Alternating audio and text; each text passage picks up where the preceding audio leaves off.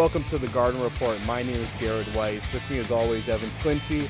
And joining us tonight, Jay King from MassLive.com. And the Celtics lost 105-98. They are 0-2, a 0% winning record this year. 0%. Looking pretty bad, looking like we're tanking already. But let's actually see if they're going to tank and lose the entire season. Evans, Brad Stevens talked about losing. They have to learn how to lose the right way. But why did they lose tonight? Why did they lose tonight? Where do I start, Jared? Probably the second half.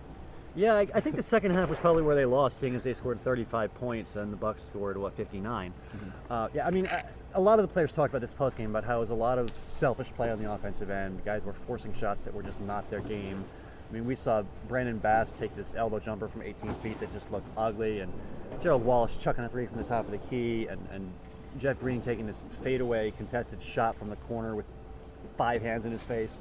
Just guys taking shots that were just not there and forcing things they shouldn't have forced. And, Gerald Wallace kind of called out the whole team post-game and said maybe these guys are, padding their stats rather than trying to win the game. And, Wallace himself was one of the offenders in that department. So I don't really know where to pin blame and where to give credit for pointing things out. I mean, the whole team was kind of a mess, and I don't really want to single out any particular guy because they were all kind of all over the place. But it was not a pretty second half. Let's leave it at that. Oh, Jay, there was that last play in the third quarter where they turned it over, and it was Antetokounmpo. That's how the it's Greek pronounced, freak. right? The Exactly. Greek freak Taking the shot, and he hooks up a half-court shot that should be completely harmless, and then Kelly grabs his arm, and it's three free throws. I'd actually forgotten about that play until you brought I'm it up. glad I ruined too. anything That all was a over good again. catch. But Yeah. that was a terrible play. That was just one of many in the second half. And really, they couldn't have looked better in the first half. I can't underscore the fact that they scored 60, how many points? 63. 63 points in the first half. They were on a roll. They had Victor Favarani dunking back, blocked Brandon Bass dunk. Like That was a cool play. That was fun. The second half was not so much fun. It was very, very disgusting basketball. Basically everything. I mean, they gave up 16 points to Zaza Pachulia on just 5 field goal attempts. So when you're giving up 16 points to Zaza in one half, it's usually not a good half. So, another big turning point, it seemed like, was Jeff Green's dunk that got blocked by the rim. Things really fell apart for Jeff Green after that. He went 0 for 5 in the fourth quarter. It was kind of a disaster for him in the fourth quarter. Yeah, I think the rim fouled him on that play because he drove to the basket and crashed into the rim, and there was a whistle, and then he missed a free throw, and it was just not pretty. Did he? I don't know if he missed. I'm making that up. Yeah, Jeff Green was one of the reasons this all fell apart. And, we heard Wallace talking postgame about how guys were padding their own stats, and Jeff Green also had a quote to that extent where he was saying, we need to set our egos aside if we want to get past this. I think Green's one of the guys with the biggest ego to set aside. I mean, he was saying, when asked how do we get through this, Green's answer was, well, it all starts with me. And I'm not sure if it does all start with Jeff Green. I mean, Jeff Green's shooting 4 for 13. Maybe other guys have to step in and take some more shots and give some more opportunities for this team because it's not working when Jeff Green puts it all on himself. All right, well, that keep going? No, I'm good. All right, then let's go to the tape. Let's hear what Gerald Wallace had to say after the game.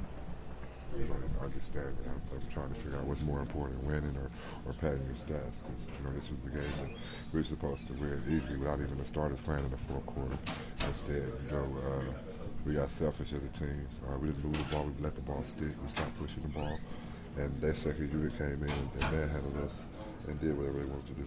So, when you're playing together, you feel that bond. Everything, it's like everybody's one. You're moving together. You're connected. Once you get by individual guys up there playing, the other 4 don't know what this guy's going to do. And you get the 3 guys doing one thing, the other 2 is lost. And, individual performance out there, it takes away from the team defense. The way our team is playing, what I'm saying? This is going to be a long season for us. We got to stay together, we got to play together, and we got to want it together. And tonight we did that for the first 24 minutes, and the second 24 minutes it was, everybody for themselves.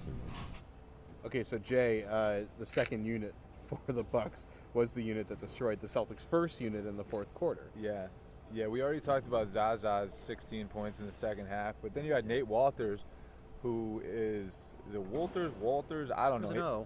Some guy from South Dakota State who was a second-round draft pick got forced into action because their first 2 point guards got hurt, and he was really good. And nice. Stevens said before the game that he was going to be really good and that he was going to hurt the Celtics, and then he went out and did that. Stevens really likes Nate Walters. I'm not as big. Can we say man crush? We can say man crush. I think we can say man crush. Yeah, we can definitely say man crush.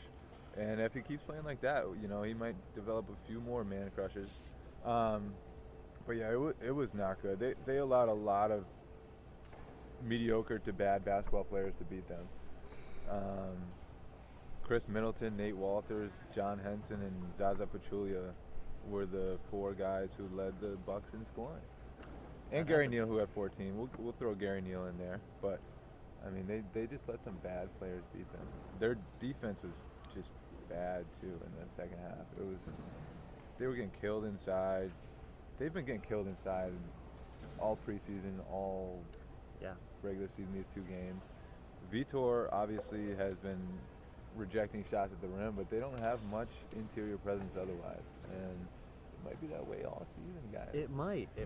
You know, when you swat a shot and it goes out of bounds and then they inbound it and just score 2 seconds later, it doesn't do you much good to get a block when they're just going to put it back in 2 seconds later. Yeah. But you get to pad the stats. That's, nice segue. Or, I don't know what that was. Callback, I guess. Callback, there you go. That's the opposite of a segue. We'll work on your stand-up career later. It's late. I can't formulate thoughts. All right, well, we're going to move on to part 2 and talk about Vitor Faverani right after this break.